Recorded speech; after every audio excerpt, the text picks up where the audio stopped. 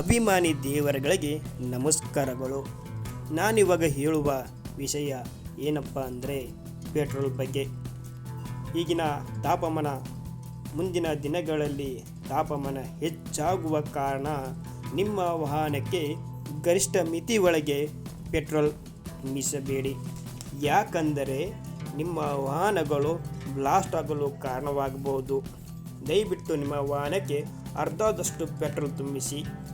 ಏಕೆಂದರೆ ಈ ವಾರದಲ್ಲಿ ಕನಿಷ್ಠ ಫುಲ್ ಟ್ಯಾಂಕ್ ಪೆಟ್ರೋಲ್ ತುಂಬಿದ ಕಾರಣಕ್ಕೆ 5 ಸ್ಫೋಟಕ ಸಂಭವಿಸಿದೆ.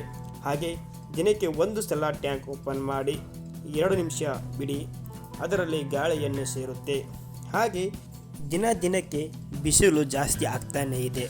ಆದ ಕಾರಣ ನೀವು ತುಂಬ ದೂರ ಹೋಗಿದ್ದರೆ ಅಲ್ಲಿ ಒಂದು ಮರದ ಹತ್ರ ನಿಂತ್ಕೊಂಡು 2 ನಿಮಿಷ ನಿಮ್ಮ ಟ್ಯಾಂಕನ್ನು ಓಪನ್ ಮಾಡಿ. ನಮ್ಮ ಚಾನಲ್ ದೇವರ ಮಕ್ಕಳು ಚಾನಲ್. ನಿಮಗೆ ಈ ವಿಡಿಯೋ ಇಷ್ಟ ಆಗಿದ್ದರೆ ಸಬ್ಸ್ಕ್ರೈಬ್ ಮಾಡಿ, ಲೈಕ್ ಮಾಡಿ, ಶೇರ್ ಮಾಡಿ.